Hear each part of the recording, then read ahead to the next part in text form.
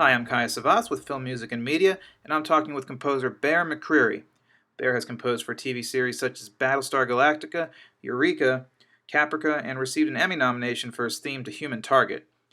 He composed the amazing score to the video game Dark Void and is working on SOCOM 4 for the PlayStation 3. He also scored the Frank Darabont series The Walking Dead, which premieres on Halloween. Hey, how's it going? Hi, Bear. How you doing? I'm doing well. Good to talk to you again. Yeah, you too. So I guess we get things started. So how did you get into film and television music, specifically? It's hard to say because I literally can't remember a time in my life when I was not absolutely in love with movie music. It might have been I saw The Empire Strikes Back when I was like probably less than 2 years old, and that always kind of stuck with me. Although it was too early for me to actually make anything coherent out of it. Right. The first movie I remember undeniably just falling head over heels in love with music was Back to the Future by Alan Silvestri. Wow. And okay. that, when I heard that, I saw that movie like a dozen times in the theater, and I was 5. And then got the soundtrack on cassette and just, played it until the tape wore out. So that might, if to really go back to the absolute earliest stages, that might have been, if not the first, one of the first. Yeah, for me it was Fantasia when I was like in a baby rocker, Yeah. So you worked under Elmer Bernstein for a few years, right? Yes. What was the most important thing that you learned from him? Wow.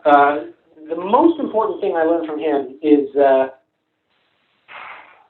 honestly, it's probably not a musical thing at all. Elmer was a huge influence on me musically, even just growing up. I always loved his music.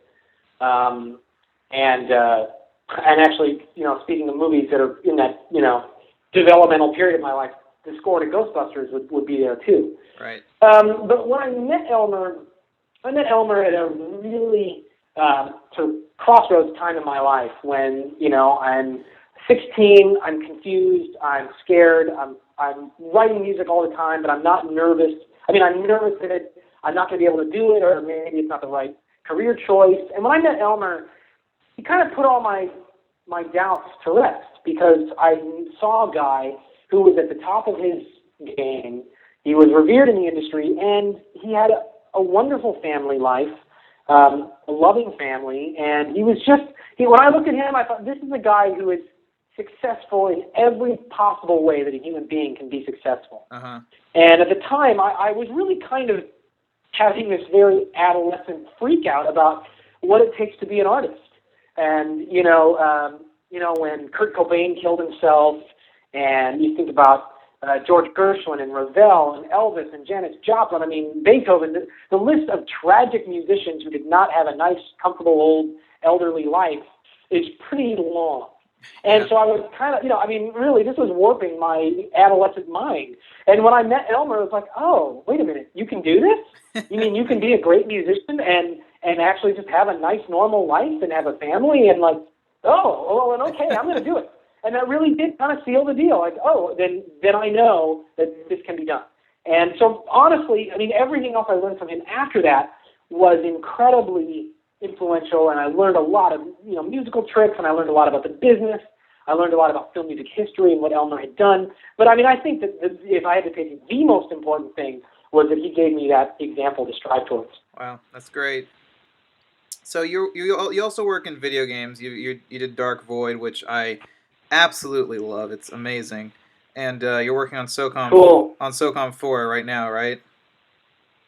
Yeah. And so I guess between video games and films, is it more freeing? Is there any major differences to you that you see, or that you like better or less?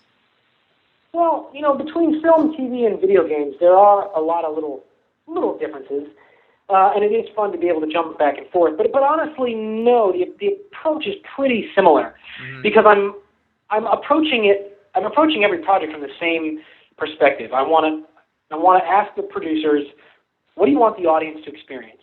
Right. What do you want the audience to feel? And whether or not they're holding a controller or they're in a theater or they're in their living room makes no difference to me. You know, so some of the technicalities, like how long are the cues, and what do we hit this beat or do we hit that beat? Those are little differences, but in general, no. It's like I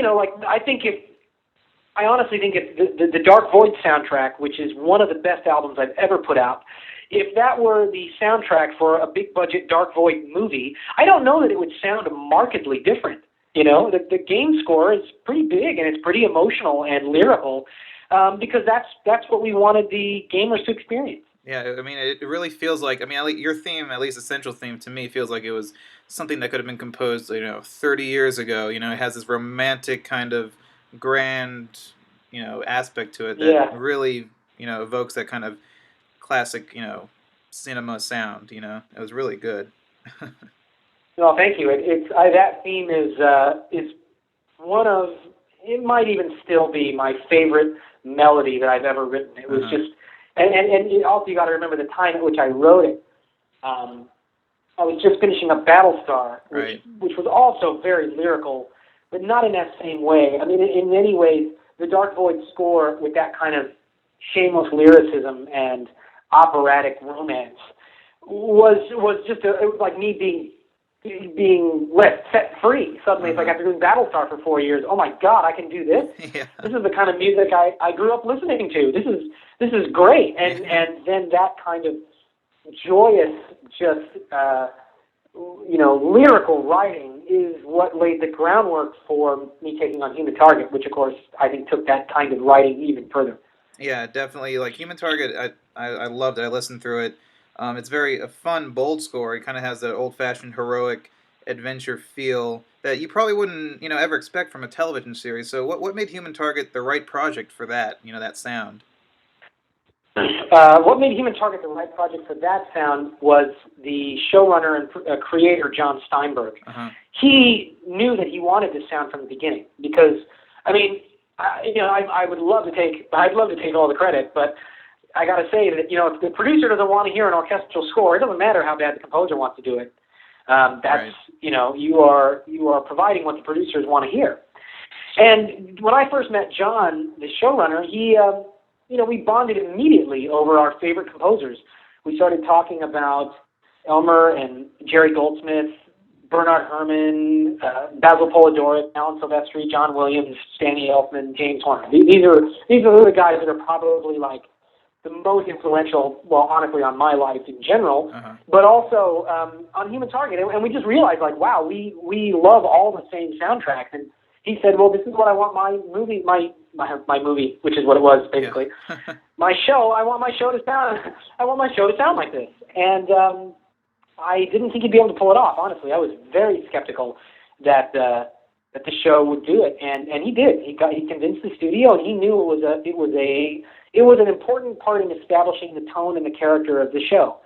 And from there, it was just a matter of getting to explore this world and see just how far we could push it. How far into that kind of classical orchestral language could I go before it would be too old school? And I think the answer really is I can go as far as I wanted. Yeah. The soundtrack albums aren't laid out in chronological order because I wanted to put them into a more enjoyable listening experience.